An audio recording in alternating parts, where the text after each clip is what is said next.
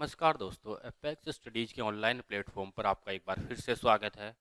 अपन जो pre PG की series थी सॉइल साइंस की, उस सीरीज में अपन ने कुछ इंपॉर्टेंट टॉपिक ऑलरेडी डिस्कस कर लिए हैं। जैसे अपन बात कर रहे हैं जो सॉइल साइंस के कॉमन जो टर्म्स थे उनके बारे में डिस्कस किया था। अपन ने वहाँ पे जो सॉइल के कंपोनेंट्स थे उनके बारे में डिस्कस किया था। इसके अलावा अपन ने जो सॉइल की प्रॉपर्टीज़ थी, for example physical properties, chemical properties और बायोलॉजिकल प्रॉपर्टीज़, इन सब के बारे में डिटेल में डिस्कस कर लिया। हर एक फिजिकल प्रॉपर्टीज़ के लिए, केमिकल प्रॉपर्टीज़ के लिए अलग से वीडियो बना लिया अपन ने ऑलरेडी, और वो आपने देख भी लिया होगा। उनके जो टारगेटेड टेस्ट है वो भी ऑलरेडी लग चुके हैं, तो आपने ये सब चीज़ें कर ली होगी। अब अपन आज नया टॉपिक स्टार्ट करेंगे।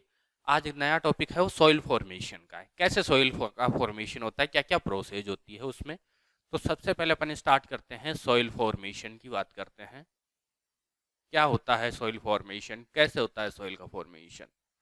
देखो, सॉइल फॉर्मेशन की बात कर रहे हैं तो सबसे पहले अपन बात करेंगे कि सॉइल का फॉर्मेशन किससे होता है, सॉइल कैसे बनती है। तो जो सॉइल के फॉर्मेशन की बात कर रहे हैं, तो सॉइल का फॉर्मेशन सबसे मेन या बेसिक मटेरियल होता है रॉक्स। रॉक्स से क्या बनती है, सॉइल। रॉक्स में क्या होती है, वेदरिंग होती है, और उस वेदरिंग से क्या बनती है, रिगोलिथ बनती है। जब रिगोलिथ पर वर्क करते हैं कौन, सॉइल फॉर्मिंग फैक्टर, तो किसका निर्माण होता है, ट्रू सॉइल का निर्माण होता है। तो अपन बोल सकते हैं कि रॉक्स की जो वेदरिंग होती है, उस वेदरिंग से डायरेक्टली क्या होता है, रिगोलिथ बनती है, ना कि सॉइल बनती है। रॉक्स में वेदरिंग होगी, वेदरिंग से बनेगी रिगोलिथ, रिगोलिथ पर वर्क करेंगे सॉइल फॉर्मिंग फैक्टर, तो कंप्लीट या ट्रू सॉइल बनेगी। कभी भी जो रिगोलिथ होती है उसको ट्रू सॉइल नहीं बोल सकते हैं। यहाँ पे सॉइल फॉर्मिंग प्रोसेस कंप्लीट नहीं होती है। तो यहाँ पे अपन बात करेंगे आगे, जब अपन कैटेगरिया पढ़ेंगे सॉइल की, तो वहाँ पे पढ़ेंगे कि ये जोनल कैटेगरी की सॉइल है। रीजन क्या होता है कि यहाँ पे प्रोफाइल डेवलपमेंट कंप्लीट नहीं होता है। वो सब चीज़ अपन बाद में स्टडी करेंगे। सबसे पहले अपन बात कर रहे हैं सॉइल फॉर्मेशन में सबसे इंपॉर्टेंट होता है रॉक्स। जिस टाइप की रॉक्स होगी उसी टाइप की सॉइल बनेगी through out A intermediate regolith. यानी जैसी रॉक्स होगी वैसी क्या बनेगी, रिगोलिथ, और जैसी रिगोलिथ होगी वैसी सॉइल। तो अपन बोल सकते हैं कि जो नेचर किसका रहेगा, रॉक्स का रहेगा, वो ही नेचर किसका रहेगा, सॉइल का। फॉर एग्जाम्पल, रॉक्स एसिडिक है तो सॉइल भी कैसी बनेगी, एसिडिक। रॉक्स बेसिक है तो सॉइल भी क्या बनेगी, बेसिक। कब तक, जब तक कोई specific soil forming factor in properties को चेंज नहीं कर देता। तो यहाँ पे जो सॉइल फॉर्मिंग फैक्टर है ये भी सॉइल फॉर्मेशन को इन्फ्लुएंस करते हैं। हमेशा जो प्रॉपर्टीज होती है वो पेरेंट मटेरियल की वजह से ही नहीं आती, कुछ एक्वायर प्रॉपर्टीज भी होती है जो सॉइल फॉर्मिंग फैक्टर्स की वजह से आती है। तो मेनली अपन बात करें, बेसिक जो नेचर होता है हमेशा पेरेंट मटेरियल से आता है, और पेरेंट मटेरियल क्या होता है, इनका रॉक्स। जैसे अपन बात करते हैं कि आपके जो करेक्टर हैं वो डेवलप होंगे as per the your parents, यानी आपके पेरेंट्स में जो करेक्टर थे वो आपके अंदर आएंगे। रीजन क्या होता है, ये जेनेटिक ट्रांसमिशन होता है। जो करेक्टर आपके माता पिता में थे वही करेक्टर आप में है। ऐसे क्या होगा, जैसे जो करेक्टर इनके पेरेंट मटेरियल में है वही करेक्टर कहाँ डेवलप होंगे, सॉइल में डेवलप होंगे। तो अपन डिटेल में स्टडी करेंगे कि वेदरिंग क्या होती है, क्या क्या वेदरिंग के टाइप होते हैं। फिर उसके बाद में अपन स्टडी करेंगे सॉइल फॉर्मिंग फैक्टर की, और फिर सबको कंप्लीट मिलाकर जो सॉइल फॉर्मिंग प्रोसेस होती है उसकी स्टडी करेंगे। तो आज का अपना टॉपिक है वेदरिंग। किसे कहेंगे वेदरिंग, क्या होती है weathering.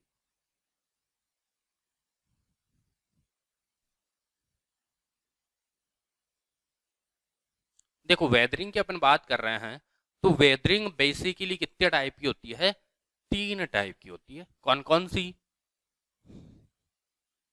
Physical weathering, chemical weathering और बायोलॉजिकल वेदरिंग।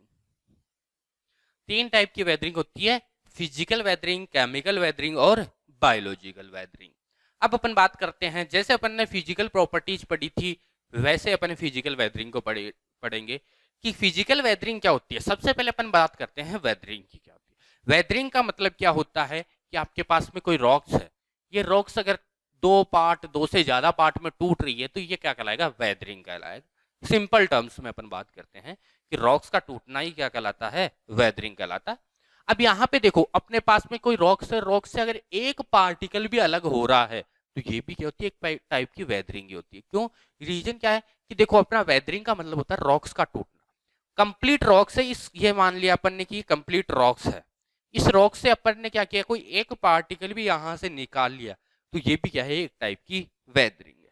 तो अपन बेसिकली अगर साइंटिफिक तरीके से बात करें तो वेदरिंग बोलते हैं किसी भी चीज के डिसइंटेग्रेशन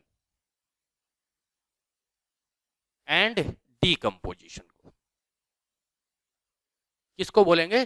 डिसइंटीग्रेशन एंड डिकम्पोजिशन को। डिसइंटीग्रेशन और डिकम्पोजिशन में कॉमन डिफरेंस है। डिसइंटीग्रेशन का मतलब भी होता है टूटना और डिकम्पोजिशन का भी मतलब होता है टूटना। दोनों का मतलब कॉमन टर्म में तो होता है टूटना। डिसइंटीग्रेशन का मतलब होता है फिजिकल मीन में टूटना, यानी यहाँ पे कोई केमिकल चेंज नहीं आता है। ऐसे डिकम्पोजिशन में क्या होगा, टूटेगा तो सही लेकिन यहाँ पे जो केमिकल चेंज होता है वो भी आता है।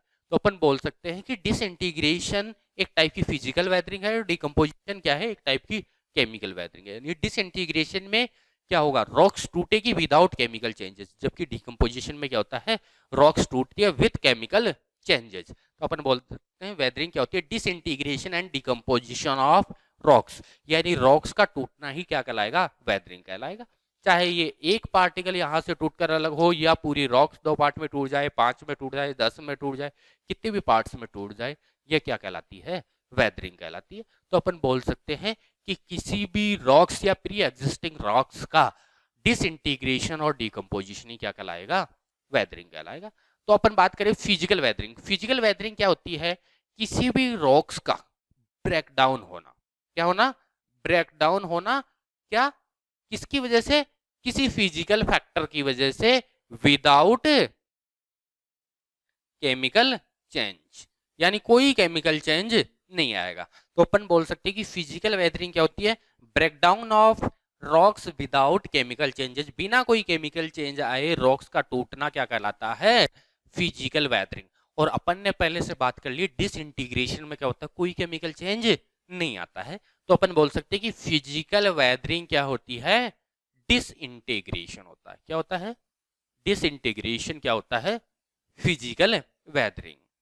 अपन ने पढ़ लिया कि फिजिकल वेदरिंग क्या होती है, किसी भी रॉक्स का दो या दो से ज्यादा पार्ट में टूटना या रॉक से किसी भी पार्टिकल का अलग होना किसी बिना केमिकल चेंज आए या विदाउट केमिकल चेंज के क्या होना, रॉक्स का टूटना क्या कहलाता है, फिजिकल वेदरिंग। कुछ इसी टाइप की प्रोसेस अपन ने डिसइंटीग्रेशन में पढ़ी थी, तो अपन बोल सकते हैं कि डिसइंटीग्रेशन क्या होती है, फिजिकल वेदरिंग को बोल सकते हैं अपन।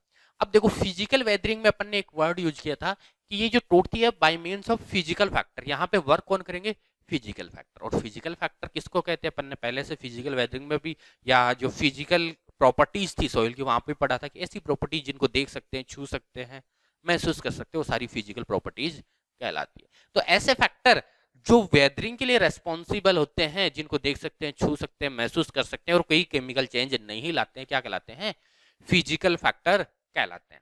तो अपन ऐसे फैक्टर की बात करें तो कौन कौन से फैक्टर हो सकते हैं, जैसे सबसे अगर अपन बात करते हैं, वाटर एक फैक्टर हो सकता है। सेकंड फैक्टर बात करें अपन तो आइस एक फैक्टर हो सकता है। थर्ड फैक्टर बात करें तो अपन विंड एक फैक्टर हो सकता है। फोर्थ फैक्टर की अपन बात करें तो यहाँ पे क्या हो सकता है, ग्लेशियर हो सकता है, यानी बर्फ या जो हिमपात होता है उसको बोलते हैं। अगर फिफ्थ फैक्टर की अपन बात करते हैं तो यहाँ पे टेम्परेचर हो सकता है। सिक्स फैक्टर की अपन बात करें तो यहाँ पे लाइटनिंग हो सकती है। जो बरसात के दिनों में क्या होती है, लाइटनिंग होती है, थंडर स्टॉर्म वगैरह आते हैं। या अपन बात कर सकते हैं जो बादल होते हैं उस टाइम पे क्या होती है, लाइट गरजती है ना, उसी की बात कर रहे हैं अपन। तो यहाँ पे ये सारे फैक्टर क्या होते हैं, फिजिकल फैक्टर होते हैं। देखो वाटर को आप क्या कर सकते हो, छू सकते हो। आइस को क्या होता है, आप देख सकते हो, छू सकते हो। विंड को आप देख छू तो नहीं सकते, महसूस कर सकते हो। ग्लेशियर क्या होती है, हिमपात होती है, देख सकते हो। टेम्परेचर को आप महसूस कर सकते हो। ऐसा थोड़ी होता है कि आपके दूसरे दिन के पेपर में आ रहा है कि कल का टेम्परेचर 27 डिग्री था या कल का टेम्परेचर 50 डिग्री था, तब आपको पता लगे कि हाँ कल तो गर्मी थी। ऐसा नहीं होता ना, क्यों, क्योंकि ये रियल टाइम फील अपने को हो जाते हैं। ऐसे आप लाइटनिंग इन सब चीजों के बारे में देख सकते हैं। ये सारी चीजें क्या होती है, फिजिकल फैक्टर में आती है। इनके द्वारा जो वेदरिंग होगी उससे क्या होगा, कोई केमिकल कंपोजिशन में चेंज नहीं आएगा। अब नेक्स्ट अपन बात करते हैं केमिकल वेदरिंग की। केमिकल वेदरिंग क्या होती है, ऐसी वेदरिंग जिसमें क्या हो, रॉक्स का ब्रेकडाउन तो रॉक्स तो टूटेगी तो सही, लेकिन उसके साथ साथ उसके केमिकल कंपोजिशन में भी क्या आ जाएगा, चेंज आ जाएगा। यहाँ पे केमिकल कंपोजिशन भी क्या हो जाएगा, चेंज हो जाएगा। तो अपन बोल सकते हैं कि यहाँ पे डिसइंटीग्रेशन भी होगा, डिकम्पोजिशन, यानी रॉक्स टूटेगी और उसके केमिकल कंपोजिशन में भी चेंज आएगा। तो सिंपल टर्म में बोल सकते हैं फिजिकल में डिसइंटीग्रेशन होता है और केमिकल में डिसइंटीग्रेशन और डिकम्पोजिशन दोनों होता है। नेक्स्ट अगर अपन बात करते हैं, हमेशा केमिकल वेदरिंग होती है, स्टार लगा के कर लो। हमेशा केमिकल वेदरिंग किसकी प्रेजेंस में होती है, वाटर की प्रेजेंस में होती है। वाटर के एब्सेंस में केमिकल वेदरिंग कभी भी नहीं होती है। हमेशा केमिकल वेदरिंग कब होगी, वाटर की प्रेजेंस में होगी। तो अपन ने बात कर ली केमिकल वेदरिंग क्या होती है, breakdown of pre existing rocks या breakdown of rocks with chemical changes, यानी केमिकल चेंज के साथ साथ रॉक्स का टूटना क्या कहलाएगा, केमिकल वेदरिंग कहलाएगा। केमिकल वेदरिंग हमेशा वाटर की प्रेजेंस में होता है और यहाँ पे जो प्रोसेस आती है वो डिसइंटीग्रेशन और डिकम्पोजिशन दोनों होती है। नेक्स्ट अगर अपन बात करते हैं यहाँ पे, तो यहाँ पे देखो अपने पास में एक स्टेटमेंट आ रहा है कि यहाँ पे वाटर की असेंसिलिटी और यहाँ पे वाटर की कोई असेंसिलिटी नहीं है। तो अपन बोल सकते हैं कि जो डेजर्ट एरिया है, जैसे फॉर एग्जांपल राजस्थान वाला, वहां पे फिजिकल वेदरिंग ज्यादा होती है। और जो वाटर लॉग्ड सिचुएशन होती है या जहाँ पे वाटर कंटेंट ज्यादा होता है, जैसे हिमाचल प्रदेश वगैरह या साउदर्न पार्ट में, वहां पे क्या होगा, केमिकल वेदरिंग ज्यादा होगी। रीजन क्या है, केमिकल वेदरिंग के लिए नेसेसरी है वाटर, जबकि राजस्थान जैसे एरिया में तो वाटर की क्या होती है, डिफिशियंसी होती है, स्कैर्सिटी होती है। वाटर की डेफिशिएंसी सिचुएशन में केमिकल वेदरिंग तो पॉसिबल नहीं है, तो उस सिचुएशन में क्या होगा, फिजिकल वेदरिंग ज्यादा होगी। वहीं पे ह्यूमिड एरिया में वाटर सफिशिएंट है, तो उस सिचुएशन में केमिकल वेदरिंग ज्यादा होगी। हमेशा ध्यान रखने वाली बात है, केमिकल वेदरिंग हमेशा वाटर की प्रेजेंस में होती है। केमिकल वेदरिंग में जो प्रोसेस काम में आती है डिसइंटीग्रेशन और डिकम्पोजिशन होती है। फिजिकल वेदरिंग में काम में आने वाली प्रोसेस कौन सी होती है, डिसइंटीग्रेशन होती है। अब बात करें इनके टाइप की केमिकल वेदरिंग, तो यहाँ पे एलिमेंटल लेवल पे बात किया जाता है, जैसे हाइड्रेशन। क्या होता है, हाइड्रेशन यानी एडिशन ऑफ वाटर। हाइड्रेशन का मतलब क्या हो गया, एडिशन ऑफ वाटर, यानी वाटर का जुड़ना। अभी एग्जांपल अपन लेंगे नहीं, एक जो लॉन्ग वीडियो होगा वो अपन बाद में जब पूरा सिलेबस कंप्लीट हो जाएगा तब अपन बात करेंगे इनके बारे में। आज केवल फिजिकल वेदरिंग के बारे में थोड़ा बात करेंगे। केमिकल वेदरिंग में अपन क्या करेंगे, इन शॉर्ट पढ़ेंगे, लॉन्ग वे में नहीं जाएंगे। लॉन्ग वे में जब जाएंगे तब अपना कंप्लीट सिलेबस हो जाएगा, तब अपन केमिकल वेदरिंग को एक चैप्टर में अलग से डिस्कस भी करेंगे। तो यहाँ पे सबसे पहले हो गया हाइड्रेशन। हाइड्रेशन का मतलब होता है हाइड्रो प्लस एशियन। हाइड्रो का मतलब होता है वाटर और एशियन का मतलब होता है एड होना। वाटर का एड होना क्या कहलाता है, हाइड्रेशन। दूसरा होता है हाइड्रोलाइसिस। लाइसिस का मतलब हमेशा टूटना होता है और हाइड्रो का मतलब होता है वाटर।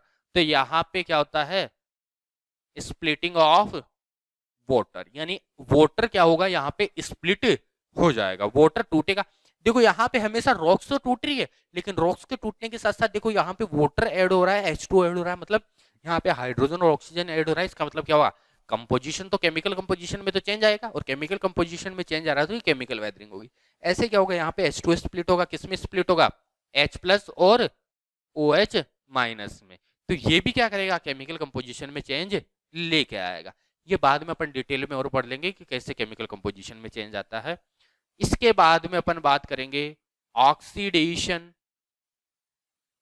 And reduction. ऑक्सीडेशन और रिडक्शन तो आप 12 से पढ़ते आ रहे हो। ऑक्सीडेशन क्या होता है, ऑक्सीडेशन का मतलब होता है addition of O2 and removal of hydrogen and electron. ऐसे रिडक्शन क्या होता है, addition of hydrogen and electron and removal of oxygen. यानी ऑक्सीडेशन में ऑक्सीजन का ऐड होना और हाइड्रोजन और इलेक्ट्रॉन का रिमूवल क्या कहलाएगा, ऑक्सीडेशन कहलाएगा। ऐसे रिडक्शन में क्या होगा, ऐड क्या होंगे हाइड्रोजन और इलेक्ट्रॉन, और रिमूवल क्या होगा, कार्बन डाई सॉरी ऑक्सीजन क्या होगी वहां से रिमूव हो जाएगी। नेक्स्ट अगर अपन बात करते हैं, जो फिफ्थ टाइप है केमिकल वेदरिंग का, वो होता है सॉल्यूशन। और सॉल्यूशन का मतलब होता है solute plus solvent equal to solution. यहाँ पे कुछ होगा सॉल्यूट और कुछ होगा सॉल्वेंट, और क्या बन जाएगा, सॉल्यूशन। सॉल्यूट हमेशा रॉक्स होगी, सॉल्वेंट हमेशा क्या होगा, वाटर रीजन क्या है, क्योंकि अपन ने पढ़ा था केमिकल वेदरिंग वाटर की प्रेजेंस में होगी। तो हर लिक्विड की क्या होती है, सोल्यूबिलिटी अलग अलग होती है, इसलिए अपन बोल सकते हैं कि यहाँ पे सोल्यूबिलिटी इंक्रीज करने के लिए अपन ऑर्गेनिक एसिड यूज कर सकते हैं, टेम्परेचर इंक्रीज कर सकते हैं। ये सब चीजें क्या हो जाती है यहाँ पे कॉमन टर्म में काम में आ जाती है। इसके अलावा अपन कार्बन डाइऑक्साइड भी यूज कर सकते हैं, क्योंकि कार्बन डाइऑक्साइड वाटर से रिएक्ट करके ऑर्गेनिक एसिड ही बना लेती है, और ऑर्गेनिक एसिड क्या करता है, सोल्यूबिलिटी को इंक्रीज कर देता है। इसके अलावा नेक्स्ट जो लास्ट है वो है कार्बोनेशन। कार्बोनेशन का मतलब होता है वो ही एक टाइप की प्रोसेस जिसमें CO2 ऐड हो जाएगी H2O में और ऑर्गेनिक एसिड मिल जाएगा। ऑर्गेनिक एसिड क्या करेगा, सॉल्यूशन में काम में आ जाएगा उसकी सोल्यूबिलिटी को बढ़ाने के लिए। तो हर एक प्रोसेस क्या होती है, दो के कॉम्बिनेशन में चल रही है। टोटल 3 प्रोसेस होती है। हाइड्रेशन का मतलब एडिशन ऑफ वाटर, हाइड्रोलाइसिस का मतलब स्प्लिटिंग ऑफ वाटर। ऐसे ऑक्सीडेशन रिडक्शन प्रोसेस में ऑक्सीडेशन का मतलब addition of oxygen and removal of hydrogen and electron. Reduction का मतलब क्या होता है, addition of hydrogen and electron and reduction removal of oxygen. Solution में क्या होता है, सोल्यूट प्लस सॉल्वेंट होता है। सोल्यूट हमेशा सॉलिड पार्ट के लिए होता है। जब अपन इस टाइप की रिएक्शन पढ़ते हैं तो इन वे में अपन बात कर सकते हैं जो लार्जर अमाउंट में होता है वो क्या कहलाता है, सॉल्वेंट, और जो स्मॉलर अमाउंट में होता है वो क्या कहलाता है, सॉल्यूट। तो यहाँ पे रॉक्स प्लस वाटर आ जाएगा, सॉल्यूशन का फॉर्मेशन हो जाएगा। ऑर्गेनिक एसिड यहाँ पे यूज करते हैं सोल्यूबिलिटी को इंक्रीज करने के लिए। नेक्स्ट आता है कार्बोनेशन। कार्बोनेशन का मतलब होता है addition of carbon dioxide CO2 जब ऑर्गेनिक एसिड बनाएगी H2O से रिएक्ट करके। रीजन क्या है, क्योंकि अपने को पता है कि हमेशा केमिकल वेदरिंग किसकी प्रेजेंस में होगी, वाटर की प्रेजेंस में होगी, तो यहाँ पे H2O ऐड हो जाएगा। अब यहाँ तक ये कंप्लीट हो चुका है। केमिकल वेदरिंग का अपन एक अलग से सेपरेट वीडियो भी बनाएंगे जब भी अपने को टाइम मिलता है, एक बार सिलेबस कंप्लीट हो जाए उसके बाद में। यहाँ तक केमिकल वेदरिंग को इन शॉर्ट जो क्वेश्चन आते हैं वो यहीं से आते हैं। अब देखो क्वेश्चन कौन कौन से आते हैं। हाइड्रोलाइसिस में 2 बार जो प्रोसेस होती है वो रिपीट होती है। हाइड्रोलाइसिस का दूसरा नाम होता है डबल डिकम्पोजिशन प्रोसेस। हाइड्रेशन का नहीं होता है, ये नाम होता है हाइड्रोलाइसिस। हाइड्रोलाइसिस को बोलते हैं अपन डबल डिकम्पोजिशन प्रोसेस। ऐसे ऑक्सीडेशन रिडक्शन रिएक्शन को इंग्लिश में अपन बात कर सकते हैं, केमिस्ट्री की लैंग्वेज में बोलते हैं अपन रेडॉक्स रिएक्शन बोलते हैं। वहीं पे सोइल केमिस्ट्री में इन रिएक्शन को दोनों साथ चलती है, इसलिए इनको बोला जाता है कंपेनियन प्रोसेस। ऑक्सीडेशन रिडक्शन को क्या कहा जाता है, कंपेनियन प्रोसेस कहा जाता है। केमिस्ट्री की भाषा में बोले तो रेडॉक्स रिएक्शन कहा जाता है। ऐसे हाइड्रोलाइसिस को डबल डिकम्पोजिशन प्रोसेस कहा जाता है। इंपॉर्टेंट क्वेश्चन यही दोनों बनते हैं, मैक्सिमम आता है डबल डिकम्पोजिशन प्रोसेस कौन सी होती है। केमिकल वेदरिंग हमेशा किसकी प्रेजेंस में होती है, वाटर की प्रेजेंस में होती है। और केमिकल वेदरिंग में क्या होता है, डिसइंटीग्रेशन और डिकम्पोजिशन होता है। यहां तक कोई प्रॉब्लम नहीं है। नेक्स्ट अपन बात करेंगे बायोलॉजिकल वेदरिंग की। बायोलॉजिकल वेदरिंग की बात करने से पहले in short upon physical weathering को भी थोड़ा थोड़ा समझ लेते हैं, क्योंकि अपन बात करते हैं फिजिकल वेदरिंग, तो फिजिकल वेदरिंग में इतनी कोई इंपॉर्टेंट टर्म है नहीं जिसके बारे में अपन डिस्कस करेंगे। देखो यहाँ पे सबसे पहले अपन बात कर रहे हैं वाटर। तो वाटर क्या करता है, जिस रास्ते से आता है अपना रास्ता खुद बना लेता है, ऐसा अपन जनरल टर्म में बोलते हैं। तो यानी वाटर अपने फोर्स से क्या कर देता है, रॉक्स को तोड़ देता है, ब्रेक डाउन कर देता है। तो यहाँ पे ये वाटर क्या हो गया, क्या कोई केमिकल कंपोजिशन में चेंज लेके आया, नहीं लेके आया। इसलिए अपन बोल सकते हैं कि वाटर एक एजेंट है फिजिकल। क्यों, क्योंकि वाटर की वजह से रॉक्स केवल 2 पार्ट में टूट रहा है या वहां से पार्टिकल अलग होके आ रहे हैं। तो यहाँ पे क्या होता है, कोई केमिकल कंपोजिशन में चेंज नहीं आता, इसलिए वाटर से क्या होगी, फिजिकल वेदरिंग। ऐसे अपन बात करें आइस से, तो देखो आइस का एक बहुत कॉमन सा क्वेश्चन है आपके लिए बात करें तो, कि यहाँ पे देखो एक आपके पास में क्या है, रॉक्स है, रॉक्स में क्या है, एक क्रैक्स है। इस क्रैक्स में क्या होता है, वाटर एंटर हो गया, और ये वाटर जैसे जैसे ये ठंडा होता गया ये किस में कन्वर्ट हो गया, आइस में कन्वर्ट हो गया। जब भी वाटर आइस में कन्वर्ट होता है इसका वॉल्यूम कितना इंक्रीज हो जाता है, 9%। 9 टाइम नहीं होता, 9 गुना नहीं होता है, कितना इंक्रीज होता है, 9% वॉल्यूम इंक्रीज हो जाता है। जैसे वाटर किस में कन्वर्ट होगा, आइस में। अब देखो वाटर इसमें जा चुका था, ये आइस में कन्वर्ट हुआ, इसका वॉल्यूम कितना इंक्रीज हो गया, 9%। अब ये वॉल्यूम इंक्रीज कहाँ हुआ, इस क्रैक्स में इंक्रीज हुआ। तो ये क्या करेंगे, इस क्रैक्स के ऊपर प्रेशर बनाएंगे और प्रेशर बनाकर क्या करेंगे, इस रॉक्स को 2 पार्ट में तोड़ देंगे। यहाँ पे रॉक्स के अंदर क्या हुआ, कोई केमिकल चेंज आया, कोई केमिकल चेंज नहीं आया। तो इस टाइप की वेदरिंग को अपन बोलेंगे फिजिकल वेदरिंग। किसकी वजह से आई, वाटर के आइस में कन्वर्ट होने की वजह से। रीजन क्या हुआ, 9% वॉल्यूम इंक्रीज हो जाता है। ऐसे क्या होता है, विंड की वेलोसिटी जब ज्यादा होती है तो आपने देखा होगा कि आपके चेहरे के ऊपर अगर आप जो क्लाइंबिंग एरिया है या हिली एरिया वहां पे रहते हो तो उस सिचुएशन में क्या होता है, आपके चेहरे पर क्या होते हैं, बार बार छोटे छोटे पत्थर आके लगते हैं। रीजन क्या होता है कि विंड की वेलोसिटी होती है वो हाई होती है। उस सिचुएशन में क्या होगा, विंड इन रॉक्स के ऊपर क्या होगी, एक फोर्स क्रिएट करेगी। अब रॉक्स के आर पार तो जा नहीं सकती, उस सिचुएशन में क्या करेगी, ये अलग से साइड से होके जाएगी और साइड्स में क्या होगी, छोटे छोटे क्रैक्स बनाते हुए चली जाएगी और वहां से पार्टिकल को अलग करके निकल जाएगी। अपन ने पढ़ा था कि यहाँ से चाहे रॉक से एक पार्टिकल अलग हो या चाहे कंप्लीट रॉक से अलग हो जाए, ये क्या कहलाएगा, फिजिकल वेदरिंग कहलाएगा। ऐसे ही ग्लेशियर की बात करें, ग्लेशियर क्या होता है, हिमपात होता है। हिमाचल प्रदेश वाले एरिया में क्या होता है, लगातार बर्फ गिरती रहती है। बर्फ गिरेगी तो क्या होगा, वो बर्फ क्या होती है, अधिक टेम्परेचर कम होने की वजह से या बहुत कम टेम्परेचर होने की वजह से क्या होता है, वहीं पे क्या हो जाती है, जम जाती है। और जैसे ही क्या होगा, टेम्परेचर बढ़ेगा, वो क्या होगी, नीचे की तरफ स्लाइड करेगी और स्लाइड करने की वजह से क्या होगा, जो रॉक्स के पार्टिकल थे उनको वहां से तोड़कर अलग कर कर लेके आ जाएगी। कोई केमिकल चेंजेस नहीं आया, इसलिए क्या होगी, फिजिकल वेदरिंग होगी।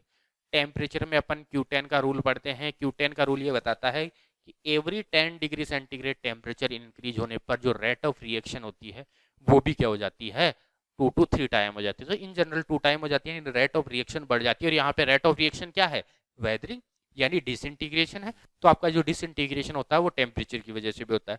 दूसरा होता है एक्सफोलिएशन भी होता है। एक्सफोलिएशन का मतलब क्या होता है कि जैसे टेम्परेचर बढ़ता है रॉक्स भी बढ़ जाती है, रॉक्स का वॉल्यूम भी बढ़ जाता है और वॉल्यूम बढ़ने की वजह से क्या होगा, एक दूसरे के ऊपर फोर्स क्रिएट करेंगे और फोर्स क्रिएट करने की वजह से क्या होता है, ये रॉक से टूट जाती है। लाइटनिंग की बात करें तो जो देखो बिजली गिरती है बारिश के टाइम पे, ये क्या करती है, जहां गिरती है गड्ढा बना देती है। अगर ये रॉक्स के ऊपर गिरती तो रॉक्स को भी क्या कर देगी, ब्रेक डाउन कर देगी, तोड़ देगी। यहाँ पे कोई केमिकल कंपोजिशन में चेंज नहीं आता है, इसलिए ये क्या हो गया, एक फिजिकल वेदरिंग का टाइप हो गया। तो ये सारे फिजिकल वेदरिंग के टाइप थे। अपन डिटेल में इनके बारे में एक बार बात करेंगे, फिर से अलग से लेंगे, फिजिकल वेदरिंग अलग से लेंगे, केमिकल वेदरिंग अलग से लेंगे। इन शॉर्ट यहाँ पे वही चीजें बात कर रहे हैं जो आपके एग्जाम पॉइंट ऑफ व्यू से ज्यादा इंपॉर्टेंट है। नेक्स्ट अगर अपन बात करते हैं बायोलॉजिकल वेदरिंग, तो यहाँ पे बायोलॉजिकल वेदरिंग के बारे में जोफे ने एक स्टेटमेंट दिया था। क्या कहा था जोफे ने, कि इस यूनिवर्स में कोई भी बायोलॉजिकल वेदरिंग नहीं होती है। ये क्या होगी, या तो फिजिकल वेदरिंग होगी या केमिकल वेदरिंग होगी, बस एजेंट क्या होंगे, biological. According to Joffe statement, there is no biological weathering in a universe, it is a physical or chemical weathering by biological agent. यानी जोफे के अनुसार क्या था कि इस प्रकृति में कोई भी बायोलॉजिकल वेदरिंग नहीं होती है, ये या तो फिजिकल वेदरिंग होगी या केमिकल वेदरिंग होगी, बस एजेंट क्या होंगे, बायोलॉजिकल। तो इनको अकॉर्डिंग अपन देखते हैं जोफे के स्टेटमेंट के अकॉर्डिंग। देखो आपके पास में फिजिकल वेदरिंग के जो टॉपिक हैं या अपन बात करें, इनकी बात करें तो सबसे पहले अपन बात करेंगे बायोलॉजिकल एजेंट।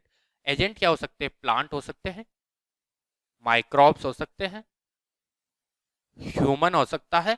तो अपन इन्हीं के बारे में कॉमन बात कर लेते हैं, और भी हो सकते हैं। देखो प्लांट क्या करते हैं, प्लांट रेस्पिरेशन करते हैं और रेस्पिरेशन में क्या निकलती है, CO2। CO2 वाटर से रिएक्शन करके क्या बना लेगी, H2CO3 बना लेगी। तो अपन बोल सकते हैं कि जो CO2 होती है, कार्बन डाइऑक्साइड होती है, वो वाटर से रिएक्ट करके क्या कर बना लेगी, H2CO3 बना लेगी। और ये कहां से निकली, प्लांट से निकली है। अब देखो यहाँ पे सबसे लास्ट वाला जो केमिकल वेदरिंग का टॉपिक था, ये कार्बोनेशन कुछ इसी टाइप का था। CO2 वाटर में ऐड होकर ऑर्गेनिक एसिड बना रही है, ऑर्गेनिक एसिड सॉल्यूशन में हेल्प कर रहा है उसकी सोलिबिलिटी बढ़ाने के लिए। तो वेदरिंग टाइप तो क्या हो गया, केमिकल, लेकिन एजेंट कौन था, बायोलॉजिकल। तो अपन बोल सकते हैं कि जोफे का स्टेटमेंट राइट है। जोफे के अकॉर्डिंग क्या था, there is a no biological weathering in a universe, it is a physical or chemical weathering by biological agent. बस एजेंट क्या होंगे आपके, बायोलॉजिकल होंगे, वेदरिंग हमेशा फिजिकल और केमिकल ही होगी। अब प्लांट की दूसरी बात करें कि प्लांट के अंदर क्या होती है, रूट होती है। जब प्लांट छोटा था तो अपन ये वाला एग्जांपल ही ले लेते हैं वापस से, कि देखो जब यहाँ पे क्या है, ये रॉक्स आपकी, इस रॉक्स में क्या है, ये क्रैक्स है। यहाँ पे क्या था, कोई प्लांट लग गया है रॉक्स की हाइट पे, और ये क्या होगा, इसकी रूटें क्या जा रही है, इस क्रैक्स के अंदर चली जाएगी। जैसे जैसे प्लांट की एज बढ़ेगी, रूट का वॉल्यूम भी इंक्रीज होगा, रूट की मोटाई भी बढ़ेगी, और रूट की मोटाई बढ़कर क्या होगी, एक दिन ये कंप्लीट वॉल्यूम क्या हो जाएगा, रूट से कवर हो जाएगा। इसके बाद जो भी मोटाई बढ़ेगी, ये क्या करेगी, इस रॉक्स के ऊपर प्रेशर क्रिएट करेगी, और इस प्रेशर की वजह से रॉक्स टूट जाएगी। ये तो कुछ इसी टाइप का हुआ जैसे आइस ने अपना वॉल्यूम इंक्रीज करके किया था। ऐसे क्या होगा, रूट का वॉल्यूम इंक्रीज होने से भी क्या हो रहा है, टूट रही है रॉक्स। टाइप क्या हो गया, फिजिकल वेदरिंग। लेकिन एजेंट यहाँ पे वाटर नहीं है, आइस नहीं है, क्या है एजेंट, प्लांट। जो प्लांट है क्या है, बायोलॉजिकल एजेंट है। तो अपन बोल सकते हैं कि ये तो या तो फिजिकल होगी या केमिकल वेदरिंग होगी, बस एजेंट क्या होंगे, बायोलॉजिकल। ऐसे माइक्रोब्स की बात करें तो माइक्रोब्स भी क्या होते हैं, सॉइल के अंदर रहते हैं, ये डिकम्पोजिशन की प्रोसेस करते हैं, डिकम्पोजिशन में भी CO2 निकलती है, और रेस्पिरेशन की प्रोसेस करते हैं, वहां भी CO2 निकलती है। ये तो सेम प्रोसेस वही होगी, CO2 plus H2 equal to H2CO3, organic acid बन गया, जो कार्बोनेशन एक टाइप है इसका केमिकल वेदरिंग का। तो अपन बोल सकते हैं कि केमिकल वेदरिंग है, बस एजेंट क्या है यहाँ पे, माइक्रोब्स, बायोलॉजिकल। ह्यूमन की एक्टिविटी की बात करें तो ह्यूमन अपनी सुविधाओं के लिए रोड बना रहा है, बिल्डिंग बना रहा है, हिल स्टेशन पे घर बना रहा है, अपने ट्रांसपोर्टेशन के लिए अपने क्या बना रहा है, ट्रांसपोर्टेशन के लिए कुछ फैक्ट्रीज वगैरह एस्टेब्लिश कर रहा है, या फिर ट्रांसपोर्ट के लिए रोड वगैरह बना रहा है, नेशनल हाईवे बना रहा है। अब यहाँ पे क्या होता है, जैसे ही चट्टान बीच में आती है, क्या करता है, JCB लगाता है और क्या कर देता है, ह्यूमन उनको ब्रेक डाउन कर देता है, तोड़ देता है। कोई केमिकल चेंज आया, नहीं आया। तो टाइप तो क्या हो गया, रॉक्स टूटी, लेकिन कोई केमिकल चेंज नहीं आया, तो टाइप तो फिजिकल हो गया, लेकिन यहाँ पे एजेंट कौन है, ह्यूमन। तो अपन बोल सकते हैं कि यहाँ पे कोई भी बायोलॉजिकल वेदरिंग जैसा तो है ही नहीं, ये या तो फिजिकल वेदरिंग है एक्चुअल में, या फिर केमिकल वेदरिंग है, बस एजेंट क्या है, बायोलॉजिकल। तो अपन ने तीनों टाइप पढ़ लिए हैं, फिजिकल, केमिकल और बायोलॉजिकल वेदरिंग। आज का लेक्चर में अपन यहीं तक लेंगे। कल जो नेक्स्ट लेक्चर होगा वो सॉइल फॉर्मिंग फैक्टर के ऊपर होगा, क्या उनकी प्रोसेस होती है, कैसे सॉइल का फॉर्मेशन होता है, इनके ऊपर अपन बात करेंगे। ये वाला जो वीडियो था, अलग अलग अपन फिजिकल और केमिकल वेदरिंग के 2 वीडियो अलग से बनाएंगे, जो लास्ट में बनाएंगे। आज इनको शॉर्ट में समझा अपन ने, उस दिन अपन इनके बारे में डिटेल में बात करेंगे। अगर फिजिकल वेदरिंग के अंदर तो जहां तक मुझे लगता है कोई सब छूटा नहीं है, ऑल दो यही है सब चीजें, दो ही चीजें हैं। आइस का वॉल्यूम क्या होता है, 9% इंक्रीज हो जाता है, वहीं टेम्परेचर में Q10 का रोल लगता है। केमिकल वेदरिंग में हाइड्रोलाइसिस के अंदर डबल डिकम्पोजिशन प्रोसेस आएगी, ऑक्सीडेशन रिडक्शन में कंपेनियन प्रोसेस आएगी। आज के लेक्चर में अपन यहीं तक रखते हैं। नेक्स्ट लेक्चर में अपना नेक्स्ट जो भी टॉपिक होगा उसके बारे में डिस्कस करेंगे, जो सॉइल फॉर्मिंग फैक्टर की बात कर रहे थे अपन, उसी के बारे में डिस्कस करेंगे। आप भी वीडियो देखते रहिए, टेस्ट देते रहिए और अपनी प्रैक्टिस को कंटिन्यू रखिए। आपकी जो एग्ज़ाम होंगे, हमें भी वो थोड़ा लेट हो सकते हैं, लेकिन एग्ज़ाम डेफिनेटली होंगे आपके। आपकी ऑलरेडी जो फॉर्म भरने की डेट है वो तो एक्सटेंड हो चुकी है। तो साफ रहिए, खुश रहिए, सुखी रहिए, घर रहिए। जब आप सुरक्षित रहोगे तभी क्या होगा, आपके लिए एग्जाम का कोई मतलब है। तो सबसे पहली चीज़ है आप सुरक्षित रहिए, घर रहिए। धन्यवाद।